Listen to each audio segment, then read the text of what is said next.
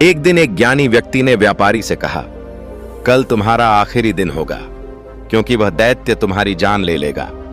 कल वह दैत्य तुम्हारे टुकड़े टुकड़े कर देगा। व्यापारी बिस्तर में पड़ा पड़ा यही सब सोच रहा था। नींद उसकी आंखों से कोसों दूर थी। उसे याद कर करके यह बात खाई जा रही थी कि उसके मरने के बाद उसकी बीवी और बच्चों का क्या होगा। दुखी हृदय के साथ व्यापारी उठकर बैठ जाता है और सिसक सिसक कर रोने लगता है। उसके रोने की आवाज सुन उसकी पत्नी भी उठ जाती है। व्यापारी को ऐसे रोता देख वो घबराकर उससे पूछती है, क्या हुआ स्वामी, आप रो क्यों रहे हो? व्यापारी पहले तो बात को टालने की कोशिश करता है, पर जब उसकी पत्नी ने ज्यादा जोर देकर पूछा तो वो टूट जाता है और सारा किस्सा अपनी पत्नी को रोते रोते कह सुनाता है। सारी बात सुन व्यापारी की पत्नी का कलेजा मुंह को आ जाता है। वो तड़प उठती है और कहती है, स्वामी, आपकी जगह पर मैं उस दैत्य के पास जाऊंगी। मुझे चाहे कुछ भी हो जाए, चाहे वो दैत्य बेशक मेरी जान ही ले ले, पर मैं आपको कुछ भी नहीं होने दूंगी। राजा किस्से के बीच में ही बोल पड़ता है, वाह क्या औरत है, ऐसी औरत भी दुनिया में होती है। ऐसी नेक और वफादार बीवी की दहलीज पर तो फरिश्ते भी अपना सिर झुकाए। रानी बोली, बिल्कुल ठीक कहा महाराज। कुछ औरतें होती हैं जिनकी वजह से सभी औरतों पर उंगली उठाई जाती है और सबको एक जैसा समझा जाता है। यह सुनकर राजा सोच में पड़ जाता है।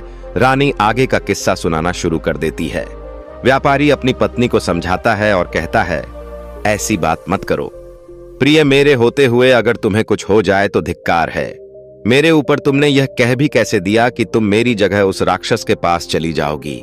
गलती तो मुझसे हुई है और इस गलती की सजा तो मुझे ही भोगनी पड़ेगी।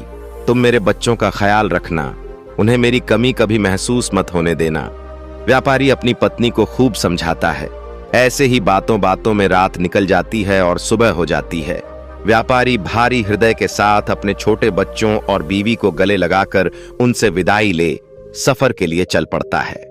लंबा रास्ता तय कर वह उसी जगह पहुंच जाता है जहां उसे वो दैत्य मिला था।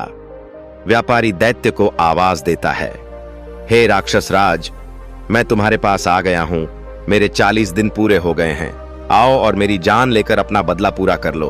व्यापारी की बात सुन दैत्य बाहर आता है और व्यापारी को कहता है, तुम बहुत बहादुर हो जो इस तरह खुद मेरे पास मौत के मुंह में आ गए, लेकिन मैं तुम्हें मारूंगा नहीं, क्योंकि मैं तुम्हें माफ कर चुका हूं। दैत्य आगे कहता है, जब तुमने मुझसे समय मांगा था तब मुझे तुम्हारे ऊपर यकीन नहीं था, इसलिए उसी दिन से मैं तुम्हारा पीछा कर रहा था। तुमने जो कुछ कहा था वो बिल्कुल सत्य था। अब जाओ और अपने बीवी बच्चों को संभालो, तुम्हारे बिना उनका रो रो कर बुरा हाल है। दैत्य के मुख से ये बातें सुन व्यापारी की खुशी का ठिकाना नहीं रहा। उसने उस दैत्य का हाथ जोड़ शुक्रिया किया। किस्सा जब समाप्त हुआ तब तक राजा पूरी तरह भावुक हो चुका था। वो अब रानी की तरफ प्यार भरी नजरों से देख रहा था। रानी बोली, हे महाराज, सभी औरतें बिल्कुल भी एक जैसी नहीं होती, और जब तक आप उस तस्वीर को अपने कमरे से नहीं हटा दोगे तब तक आपकी पीड़ा कभी कम नहीं होगी और आप हर औरत को एक जैसा ही समझेंगे। इतना सुन राजा अपनी बेवफा पत्नी की वह तस्वीर फाड़कर उसे नष्ट कर देता है और रानी के हाथों को अपने हाथ में लेकर कहता है, हे रानी, आज तुमने मेरा हृदय परिवर्तित कर दिया। मुझ पापी से पता नहीं कितने पाप हुए हैं।